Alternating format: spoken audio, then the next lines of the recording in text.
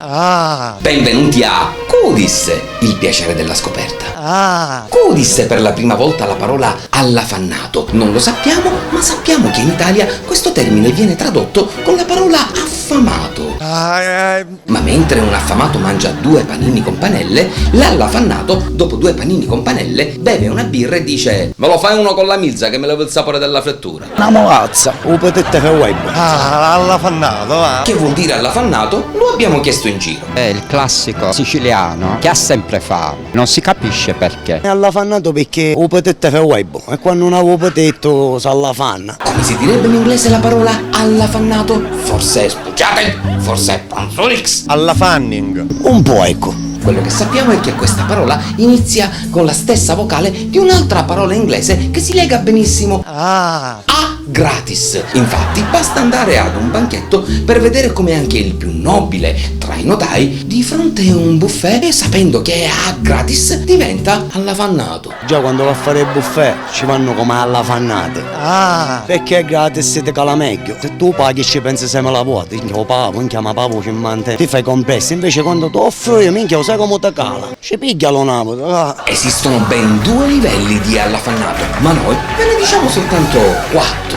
Un soggetto capace di andare a un buffet e mangiare dai vassoi prima che questi arrivino al tavolo è un allafannato. Un soggetto che dopo aver mangiato al buffet chiede 2 piatti di pasta è uno sputriato. Un soggetto che dopo aver mangiato al buffet la pasta chiede il secondo la frutta e il dolce è una betoniera. Ma un soggetto che dopo aver mangiato tutto questo conclude la serata dicendo facciamo una spaghettata, questo è un autocompattatore. Allafannato. Io ti rassa a bestere ma non a mangiare. Cioè preferisco comprarti dei vestiti ma non ti offro la cena e il pranzo perché mi rovini. Sbuziato. Ci sono situazioni ben definite dove trovare gli allafannati. Pasqua e Natale per esempio sono delle occasioni in cui gruppi di allafannati si riuniscono in un rito comune. Matrimoni, degustazioni e sagre. L'allafannato si può distinguere in 2 macro categorie: il saggio e l'ingenuo. L'allafannato saggio mangia con una progressione di cibi che vanno dal più leggero al più pesante. L'allafannato ingenuo invece parte dalle cose pesanti e finirà prima perché si allafanna.